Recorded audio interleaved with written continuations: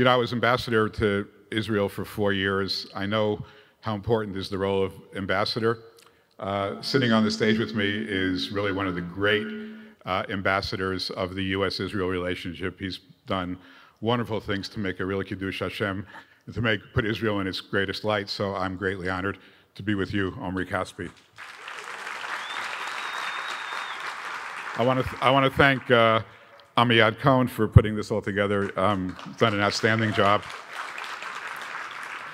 It was great to see my partner Khalid Al-Jalama. We have known each other for a while now. We were working on the Abraham Accords before anybody knew about the Abraham Accords, and as you heard, he's the right person here at the right time in the right job.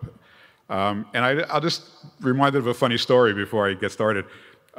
Seeing Bini Zomer here, I remember when Noble Energy was acquired by Chevron, and Bini got me on the phone with the president of Chevron, and I congratulated him on his purchase, and he invited me to jump on a helicopter and fly out to the gas rig out in the Mediterranean. So I put in my calendar, meeting at Chevron. And the next day, because my calendar was public in the embassy, the next day, a bunch of white-faced diplomats came running into my office, petrified, and they said, "You can't do this." And I said, "I can't do what?" They said, "You can't go to Hebron." I said, okay, so we fixed all that anyway. So, one of my first clear recollections from my childhood was in early 1967. I was 9 years old. I come downstairs for breakfast, and I see my parents in tears. Thank God nobody got hurt. No one had died. They were crying because the Israeli Defense Forces had just recaptured Jerusalem, and Rabbi Shlomo Goren was blowing the shofar at the Western Wall.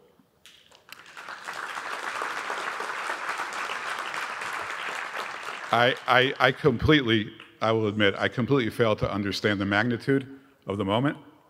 At that time, I came a bit closer in August of 1971, 4 years later, when I observed my bar mitzvah at that same Western Wall. Since then, I have been for about 40 years, a little bit more, a frequent visitor to Israel and a defender of its eternal capital, Jerusalem.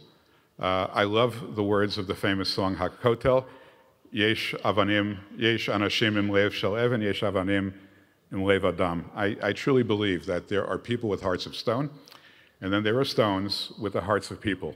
And I truly believe that the ancient stones of Jerusalem are beating today with the heart, the blood, and the soul of the Jewish nation.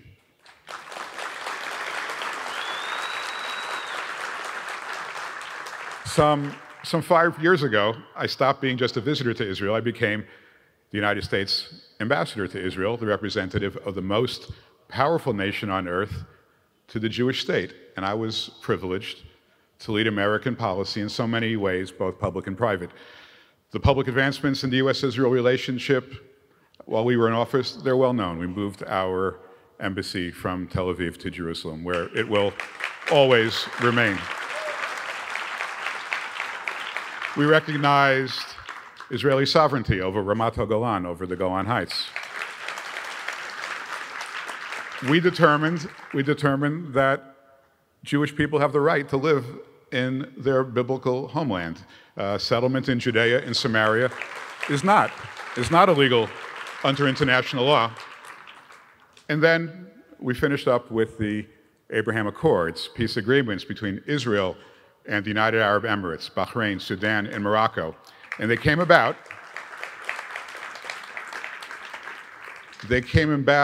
not in spite of, but precisely because of our unconditional support for the State of Israel. We approached Israel from a completely different, and I think a unique perspective. In contrast to our predecessors, both Democrat and Republican, we saw Israel as a solution in the Middle East, to be embraced and nurtured, rather than a problem to be managed. And we relied on Israel to know and decide what is best for its own citizens. We saw all the condescending paternalism that marked the treatment of past administrations as truly unbecoming for a first world nation and ally like the State of Israel. Now, from time to time, a political or intellectual figure on the Israeli left would beg me to stop interfering in Israeli politics. And I would reply that I was doing just the opposite. I was trying to help empower Israel to set its own political course, free finally from efforts from the outside, sometimes encouraged from within, to undo Israel's democratic will. We respected Israel. We respected it as the one and only Jewish state. We respected it as a vital partner in the fight against terrorism and extremism. We respected it as a center of science, technology, and commerce. And we respected it as a vibrant democracy managing peacefully a vast diversity of opinions. My friends, and I say this from a position of true love, we respected Israel, and now I believe it's time for Israel to respect itself.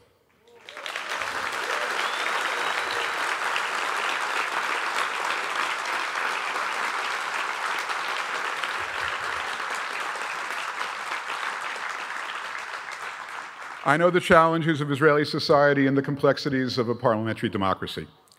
No US president has ever been forced to build a cabinet comprised of his political opponents. That's exactly what happens in every Israel government. I get it. It's very difficult. But that cannot reduce every Israeli government to its lowest common denominator. When that happens, the long-term interests of the Israeli public are neglected. There are about 190 countries in the United Nations. More than half are younger than Israel. Almost all have a lower GDP per capita than Israel. Almost all are far behind Israel and their respective militaries or intelligence capabilities, or their technological advancements, or their intellectual depth. Israel has earned the right to chart its own path. It is time for Israel to decide what it wants to be now that it has grown up. We're here at a conference on conservatism. I endorse most of the conservative principles that have been articulated, from a limited judiciary, a pro-business regulatory environment, a transparent economy, many other good ideas and governing principles that have been expressed earlier today. I will leave it to the many experts with whom I share this stage to continue to defend these ideas as they did so well earlier today. What I will address, however, is something I've come to learn a little bit about: the importance of Israel, and only Israel, being responsible for its direction as a nation, and especially as the only Jewish state. A grown-up nation decides for itself, by itself, what is best for its citizens. As critical as it is for Israel to maintain good relations with its allies, especially my country, the United States, first Israel must determine through its democratic channels what is the right course, and only then to make its case to the rest of the world.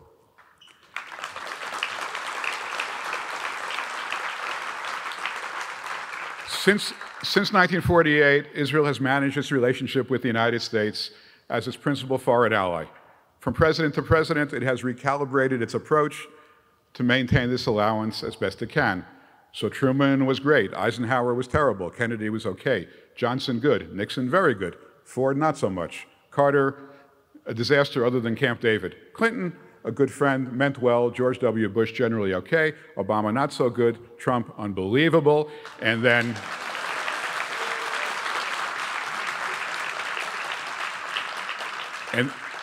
Biden. I get it. The relationship is important, but bouncing around to suit the policies and eccentricities of a foreign power is not what I would consider good government. I promise you that no one in the Oval Office is worrying what the Prime Minister of Israel thinks when they make their policies. I don't think you should handle it any other way.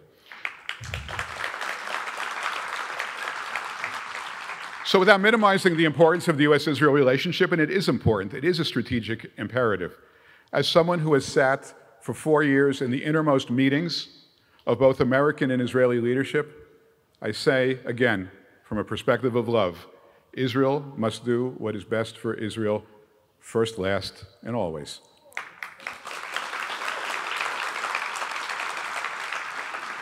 I believe that America first, but not America only, is the right policy for America.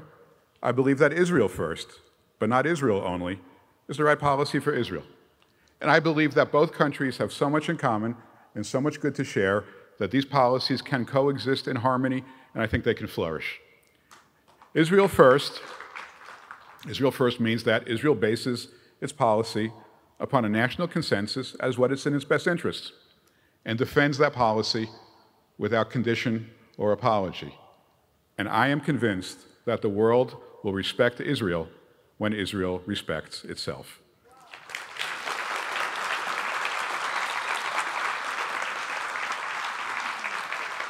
So let's just talk about one issue. There's lots of issues. Talk about one issue, one which I worked on extensively when I was in office, when I was U.S. Ambassador to Israel. I'll ask all of you a question. It's a question, by the way, that at least 95% of all nations in the world have no trouble answering. Here's the question. What is Israel's eastern border? Sounds simple, right? Simple. I mean, it's the longest border. It's mostly alongside the Kingdom of Jordan. What's the border? Some will say it's the Jordan River. Some will say it's the armistice line of 1949. Some will say it's the settlement blocks, whatever that means. Plus a strip along the river for national defense. Most politicians will say that at least some portion of Judea and Samaria will always be Israel. Ask them which portion it is, and they have no clear response. And then some say they can't answer because the Palestinians don't want to make peace, thereby deferring this decision until forever. My friends, Israel must decide this issue, because I can guarantee you one thing. If any other body or any other nation decides this issue, very few in Israel will be happy with the outcome. So I would encourage you, begin the debate, make the arguments, make the respective cases, evaluate the arguments, create a national consensus and a plan with confidence and with pride. Respect yourselves and your right, I would say your sacred obligation, to chart the right course for the Jewish state. That's what a grown-up nation does. Not everyone will agree with you, but everyone will respect you.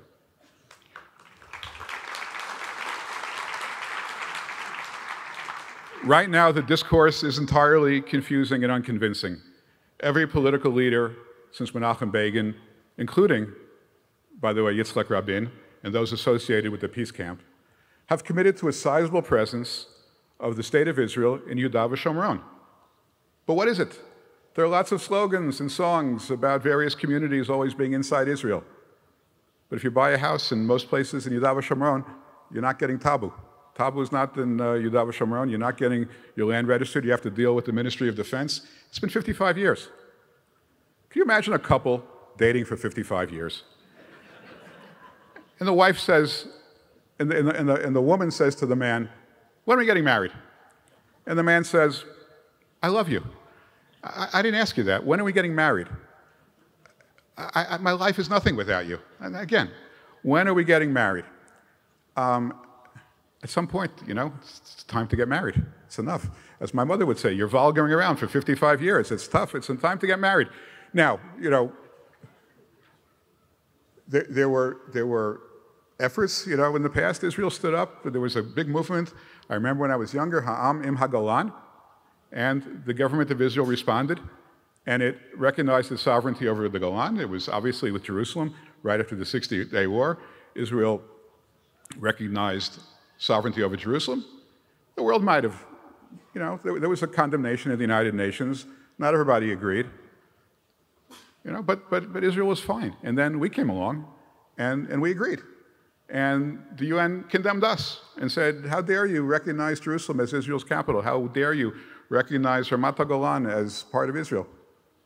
We got over it, you know, we got over it. And you'll get over it too.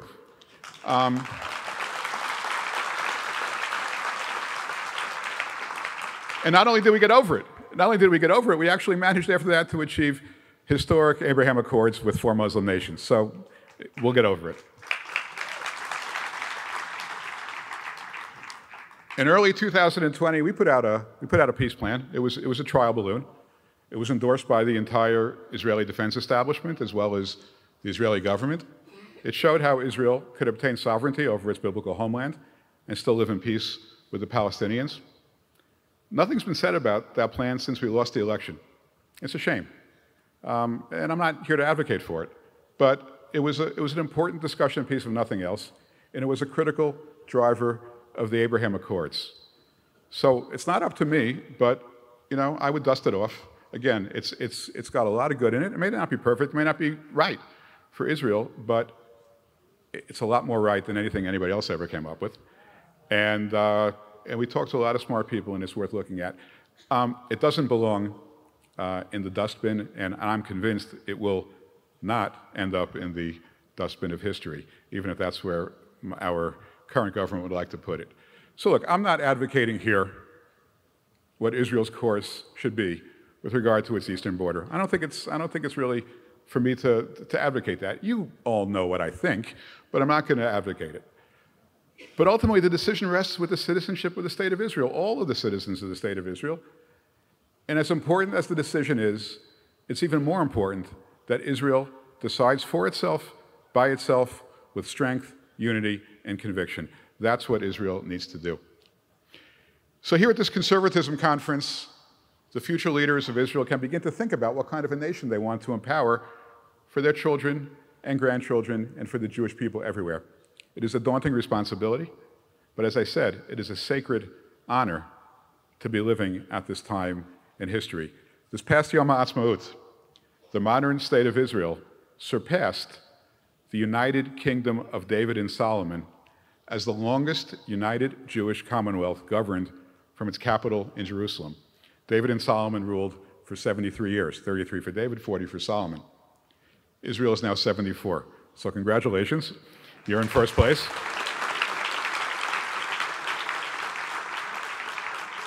I think it entitles you to a very short celebration, and then go out and propel Israel to a position of global leadership where it can truly serve as a light unto the nations, as an or l'gayim. Thank you. Thank you for listening. May God bless you. May God bless Israel. And may God bless the United States of America. Thank you so much.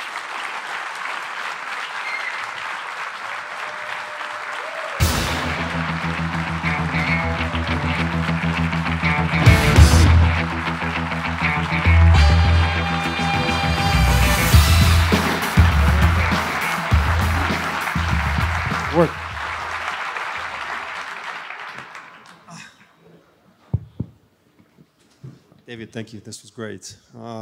As part of, throughout the conference, I've heard a lot of lectures, and part of your speech was about personal responsibility. And I think one thing that I'm trying to teach my daughters and my kids, and I have 3 kids now. I'm used to saying daughters because I just have a baby born, about gratitude. And I think it's very important for me personally, being here and talking to you a little bit, but to acknowledge Amiad and Keren Tikva and all the volunteers and people who work for Keren Tikva for this amazing event. 1,200 people came today. I met Amiad many times and talked about this event and about just the trend of everything that's happening. And I think most of Israelis are conservative, with conservative values naturally, and I think they're seeking arguments and they're seeking having a good debate. So I think this is great. To your Friedman Center for Peace Through Strength, which is co-sponsored this entire event. Thank you for this and everything you've done for the Jewish States of Israel. Let's jump into it. It's great. Thank you. At the speech, you said that Israel must do what's best for Israel first, last, and always, which kind of reminded me of the biblical example of Moses saying, "Am levadad yishkonu bagoyim lo yitchashev," in a sense. I would love for you to elaborate on that. The argument always is that Israel is such a tiny country. We're surrounded with enemies. We must do what the UN tells us. The U.S. We can't stand our ground. What's the argument against that? I think that there's lots of small countries out there. There are a lot of countries much weaker than Israel. I think the mindset, it's probably time to change. Like, this country went through miracle after miracle after miracle in its creation, against all odds. It was a poor country. It was a weak country. It was built by heroes. We stand on the shoulders of those heroes, and we owe them everything. But now we're strong. Now Israel's strong. You know, it's a strong country, and it can start to think about, you know, the next 74 years. And I don't think that should come from a sense of weakness, because it's not weak. Israel's not weak. And I think that, you know, there has been, you know, this, you read books about the history of the last 74 years. There's this perspective, well, what could we get away with? You know, what could we get away with America? What could we get away with the United Nations? What could we get away with the EU? I think it's just a wrong perspective. What does Israel want to accomplish? What are its goals? Make those goals, determine them, and then try to sell them to the world. Now, you know, if the EU says we don't buy it and we're going to inflict some punishment, okay, so maybe you recalibrate it, maybe you rethink it, but everything begins with what Israel wants to do. And then you take it from there, not what will other people allow Israel to do, because it's not the way a democracy functions.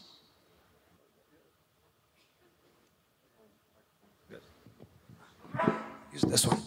And I think it's also, to your point, I think also in business, you come in and send forth terms, and then you can renegotiate things to a certain extent, right? It's you don't just come in and say, what are you guys giving me? I think that's just wrong on different perspectives. So that consensus, you know, you talked about the eastern border. What are some of the, you know, at least from your perspective, like what are some of the consensus that should be, or if there are one or two things that you think should be consensus in Israel, kind of at least set forth for the world? Look, I think that there's one thing that makes Israel really special, and it may only be one thing, is that this is the land given to the Jewish people by God. That's what's special. And you can't separate that argument either, right? Like when you separate God and the Bible from the argument, it's. I think you're talking about Singapore at that point. I just don't know what. I don't know. I mean, and look, I grew up in. You know, I'm not Israeli. I grew up outside of Israel. You know, it's an environment where, you know, if you got a yeshiva education, you were close to Israel. If you didn't really. You know, it was very hard to get close to Israel, but. You know, I just finished a film this week with Mike Pompeo. It's called Kvish Shishim. It's Route 60, the biblical highway. And we started in Nazareth, and we went to the altar of Yoshua. We went to Shiloh. We went to Beit El. We went to Yerushalayim, Kever Rachel, Beit Lechem, Hebron, Beersheba. Went to each place, and we challenge people to see it. And do you care or not? If you don't care about, you know, about the covenant with Abraham or Isaac or Jacob or the return of Yehoshua or the Nuvuot of Yeshayahu and Yechezkel, if you don't care about that, you know, there are lots of really smart people around the world, a lot of really good high-tech economies around the world. You know, that's great. It's great. It's, I think, a miracle what Israel's accomplished. But to me, it all comes down to being a Jewish state. That's the first foundational principle of the state of Israel.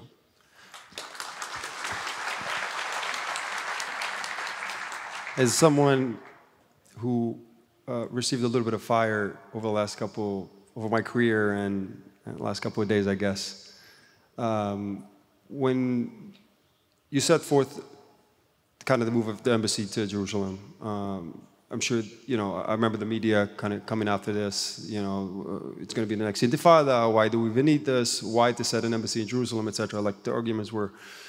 Essentially, at the end, nothing really came about, and things kind of, you know, correct me if I'm wrong, moved pretty quick, pretty smoothly. But did this, you know, throughout the process, this encourage you or disencourage you, or what were you thinking throughout the process, and how did you? Yeah, well, you know,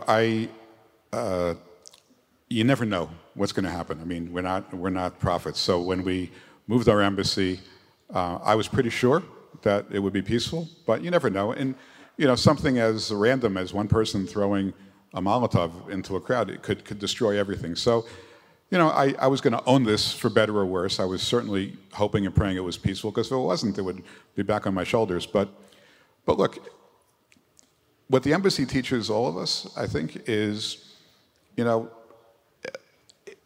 when I think that Israel does not have a security risk because it's too pro-Israel or too pro-Jewish. Israel runs a security risk when it's weak and it becomes untethered from its foundational principles. So I actually think, and I got to know the Arab world pretty well. Not, I didn't know them well before I took this job. They have deep respect for people who believe. And they've got deep respect for people who are religious and care about their religion. They have, very strong religious beliefs, and we respect that. And, part of one of the foundations of the Abraham Accords is religious tolerance. So you don't get into trouble. Look, I don't think you ever get into trouble. You read the entire Tanakh. Nobody got in trouble by following God's will. You get into trouble by not following God's will. That's where you run into trouble. So, I really just thought if we keep, if we act in a way that recognizes the God-given right of the Jewish people to be in this land, we'll be fine. We'll be strong. We'll be protected. And I assume that, now we have in Jerusalem, I think Sunday, the flag and everything that's going around that. Like you said, what do you think about that? Like having everything. Look, you can't have a situation where, people are waving Palestinian or Hamas flags in Beersheba University and Jews can't march with flags in Jerusalem. You can't have that. I mean, it's not. Yeah.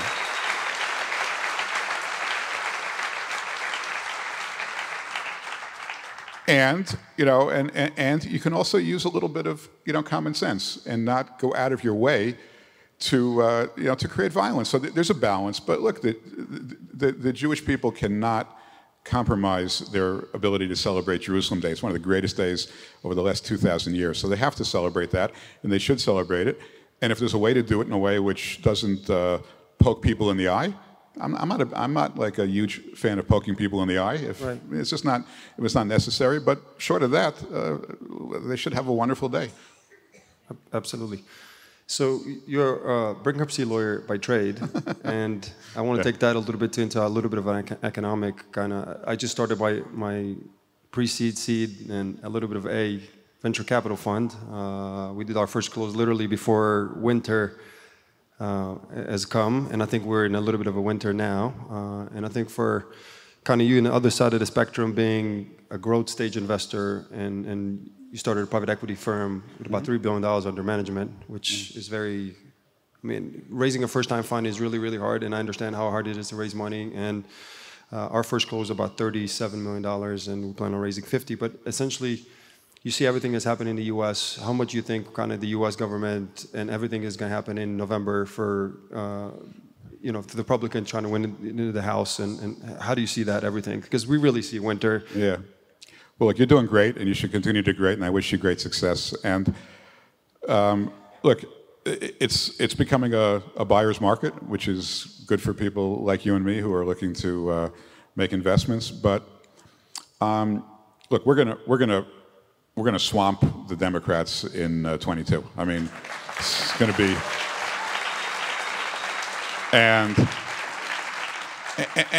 then hopefully we can just restore some basic common sense to the U.S. government. Look, we have unprecedented inflation, and it's not going away so fast, and that's a huge wet blanket on everything you want to do and everything I want to do and everything anybody wants to do, because inflation goes hand in hand with higher interest rates, and capital becomes more expensive, and it's a cycle that brings everything downward. I'm old enough to have been through a whole bunch of these cycles, so I know they end. I have never seen the U.S. get this weak that fast. I mean, it's disturbing, but at the same token, we'll bring it back. We'll absolutely bring it back. I have no doubt. Yeah. So when you look at look at the public markets and good companies like Snowflake and PayPal and some of the biggest, Shopify down 80, 75, 80%. Which kind of actually relates to the thing in the early stage side also. We see valuation shrink, people a lot more careful with their capital, funds are struggling to raise capital, et cetera. So what's your thesis when you look at Israel, and when do you think will be interesting opportunities, and really how long do you think that's going to last? Look, the products that are being innovated in Israel are going to last. I mean, these are some of these products are kind of gimmicky, and people can do without them. Can the world deal without cyber defense? No. I mean, the whole world runs on computers. You have to be able to protect data. So Israel, I think Israel may be number one. If it's not number one, it's number two behind us in cyber defense. You know, you have to just be a little patient and wait for an evaluation. It's a good time to enter. It's not a good time to exit, so you have to be a little bit patient. But, you know, people who are, you know, in their early 60s have seen that, you know, we don't get too crazy about it because I've seen it all 5-6 times already in my professional life. So all that really matters is, do you have a good product? Is it an essential product? Do you do it better than anybody else? Do you have your technology protected? And do you have, you know, good, smart people running it? And if you have that, you know, everyone will do well with those types of companies. You'll do great. You find those companies, I wouldn't worry too much about where the economy is today. No, absolutely. It makes a lot of sense. I think one of the things that are most important now is cash flow, and companies really focus on optimizing their product market fit, et cetera. So all these things make a lot of sense. So when you look kind of a little bit to the future of the Republican Party in the U.S., Israel had a lot of supporters to DeSantis and everything happening in Florida. I think Florida has really flourished throughout the pandemic. You live in Miami now. It's my second home after Jerusalem, yeah. Uh-huh. Mm-hmm. So where do you think things are going to go there? Do you think you know, I guess the question would be like, do you think Trump's going to run? And, you know, where do you stand on that? What do you think? Look, he hasn't told me.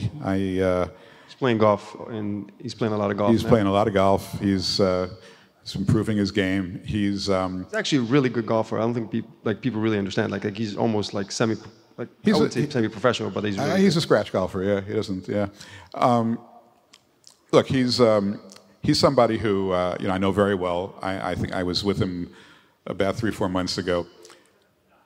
You know, I think people want to look forward and not backwards. So he's going to have to come around and start thinking, you know, about the future, not about 2020, because for everybody but him, you know, 2020 is in the rearview mirror. So you know, I hope he gets to that point. The bench of the Republican Party is phenomenal, whether it's DeSantis or Pompeo or Pence or Haley or Cruz. I mean, these are amazing people. And they're really good friends of Israel. They're incredible friends of Israel. They come here all the time. I spend lots of time with them. I have like full confidence in every one of them. And so look, you know, you know, it's odd for me. You know, I grew up, you know, in a home. Anybody my age who, you know, grew up in America was a Democrat. I mean, we didn't know there was such a thing as Republican Jews when I was growing up. It is amazing and upsetting how the Democratic Party has moved, and there's still some good Democrats, and I think that, you know, in the past, as I mentioned in my speech, Republicans and Democrats, I think, have made mistakes with respect to Israel. I think the worst president that Israel ever had to deal with was Eisenhower. He was a Republican, so it's not unique to Democrats. But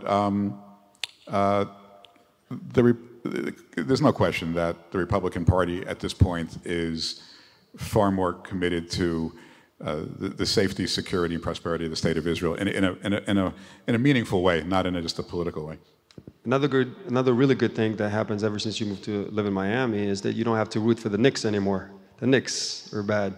You can eat for the Heat. The Heat are good. That is a. Even though Leon Rose used to be my former agent, he's the president of the team, so I'm rooting for him, and they've done a lot better over the last 2 years. But I was born in 1958. 11 years later, when I'm at the peak of my sports fanhood, New York sports is at the peak. We have, you know, the Knicks win the championship with Willis Reed and Walt Frazier. The Mets win the World Series, and the Jets then win the Super Bowl. So that's where I come from. Since then, it's been nothing but misery since then. But, you know, but in those days, it was pretty good. I think the Warriors are going to win it all this year, and I'll put it on record. No offense to the Warriors, but there's absolutely nothing for me whether the Warriors win it or not. Yeah. Thank you so much. Thank you for. Thanks, Omri. It's great. Great.